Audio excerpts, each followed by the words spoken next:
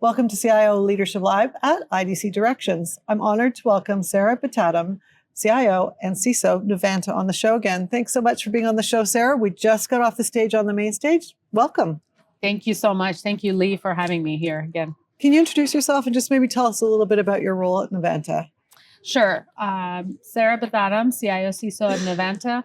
I have a dual role, and it kind of becomes a yin and yang as we, as my role progresses. But when it comes to AI, as we talked about on stage, I do want to transform the organization in a safe and safe manner. But at the same time, you have to always balance the business as well as the technology. So my dual role kind of plays both roles at the same time, and you just have to balance it just like anything else in life. Well, we just thank you so much. We just had a great chat on the stage about your role as a CIO and how it's transformed into from being maybe the guy and the two guys and the girl in the basement saying, have you turned it on and off again, to really being, evolved into a leadership role in the organization. So can you talk about some of the strategies you do in working with your C-suite and maybe the board of directors around them understanding, especially what's happening right now with technology, evolution around Gen AI? I know you must have a lot of pressures and a lot of questions, and they want to know how to accelerate business through it. So could you talk a little bit about your changing role? No, I appreciate it, because I feel like there needs to be a chief AI officer now too, because it is a lot different in the sense that it's a brand new setup that you need to also go through the process of change management, training, and educating. So when it comes to the management, senior management, you have to educate, like, what does AI mean for each organization? What would be our AI strategy? Because machine learning has been around for many, many years. So what everyone is talking about, the definition of AI for organization is Gen AI. And what does that mean? So then that's where I worked with our senior leadership, as well as everyone in the company. We're looking at the Gen AI, and that's our strategy. And then we start maturing in a different ways.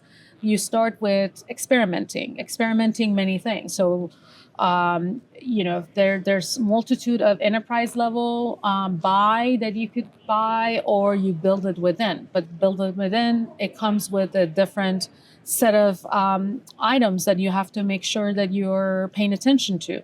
And board as well. Now we have to present in front of the board, because AI has become such a big topic that not only board wants to know how are we progressing and how's that going to be an enabler for productivity, as well as transforming a competitive advantage of our product line, but also the privacy aspect of it, of how we're protecting our IP information from the eyes that are not supposed to be seeing them. Right. So you're like a true partner with the well, you are part of the C-suite, but you're a true partner with the other areas of the business in helping evolve and grow.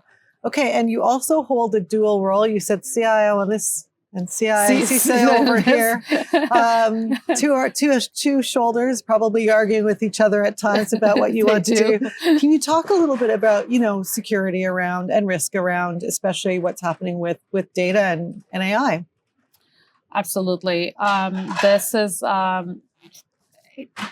data is important, because data, it is the IP information of your company. And if it gets out, your company goes away.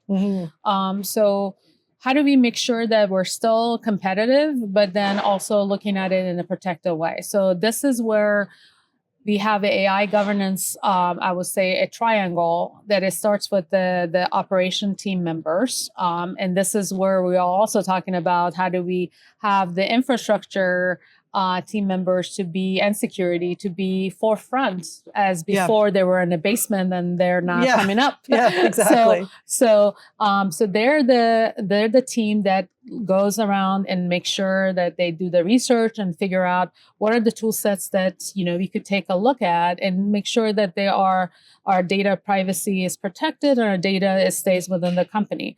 And then it goes to the AI governance in the second level, which is AI AI Council. That is a multitude of the team members across. So it's a cross-functional effort to look at the potential pilots that we want to do. So it comes from the operation team. It comes from also different members within the AI Council. And we discuss, we go through the process of, is this a business case? Is this a good business case to pursue? Is this going to be safe? Is this going to give us a revenue growth? So those are the two major KPIs that we have to make sure is answering yes before we spend the time and the money in order to progress. And so we've been doing this for almost a year and a half, and happy to say that we've been really focused with the R&D aspect and making sure that we could get the products out. And so therefore, enable the growth within the company and, also serve our customer, which are the forefront of our company in order to make sure they're happy and served. Fantastic. Thank you for sharing that with us. I know it'll be really impactful to anyone listening in who maybe works with a separate CIO, CISO, and they're in their CIO role. So I appreciate that. Thank you. All right. Well, this is the first time we've had a chance to meet in person because we are in San Jose at the 60th anniversary of IDC Directions. So can you just talk a little bit perhaps about like attending events like this and others and how that really helps support you in your own role in your career?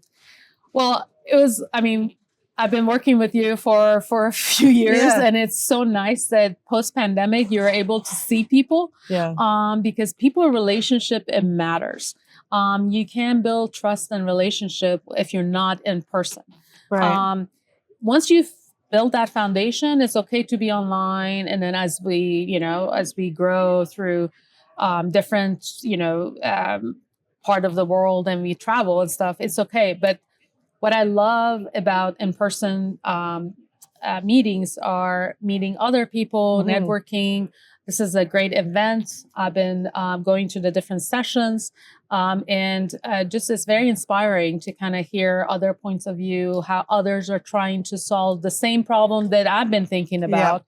And because learning is number one, like you always have to be open to learn, and you can never stop learning. So, and also meeting you in person. It's been great. Which has been awesome. Yeah, it's been really wonderful. Well, thank you so much for joining us today on the stage, on the main stage for a panel. I really appreciate that. And I appreciate our continued collaboration and discussion. Thank you so much, Lee. Thanks. Thank you.